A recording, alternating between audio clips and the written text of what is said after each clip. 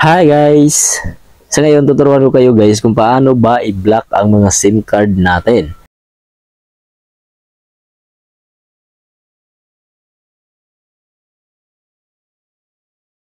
Una, punta kayo sa settings. Pangalawa, scroll down nyo lang, punta kayo sa password and security. Sundan nyo lang ako mga idol.